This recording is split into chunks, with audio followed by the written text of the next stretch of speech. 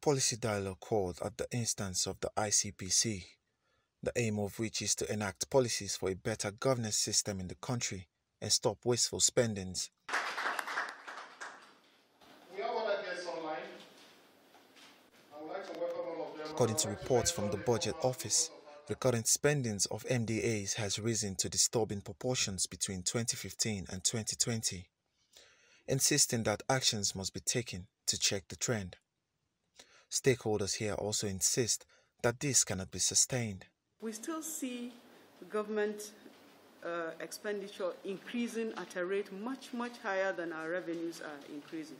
So we need to work together with all agencies of government to cut down on costs.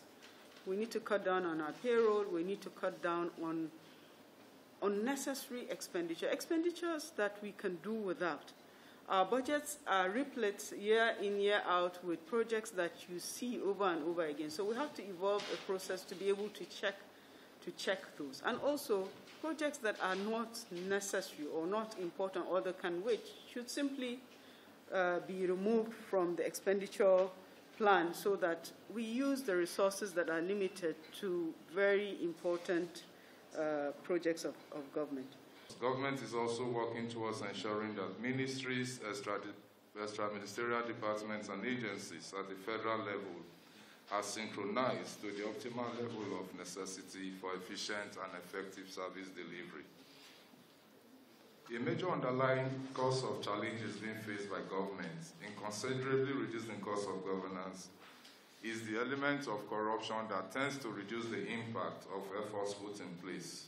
Investigations carried out by the ICPC shows irregularities in the expenditure of some MDAs, especially the post-COVID-19 era. Less than 1 year after the adoption of these commitments, COVID-19 struck, with negative impact on the local and global economy and the prospects of revenue generation, thus forcing a review of government plans, but increasing government's determination to assuage the pains of the pandemic on the lives and livelihoods, especially of the poor and vulnerable.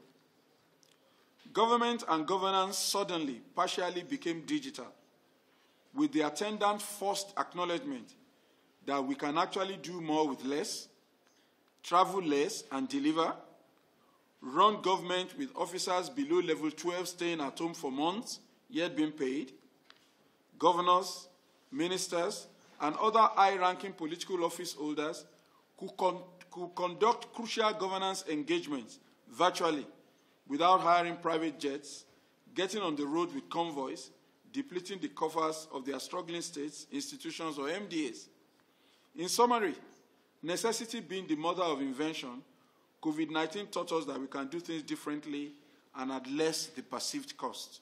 I think it is not it's beyond question now that our current system of governance is both very expansive and expensive.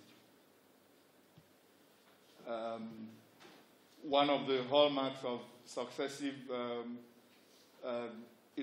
governance or governments is the degree to which they are prudent, effective, and efficient. And so we have to then ask ourselves how prudent, how effective, and how efficient we have been in our governance. While these experts make recommendation, the urgent need to trim on spending as a result of dwindling revenues for Nigeria beckons.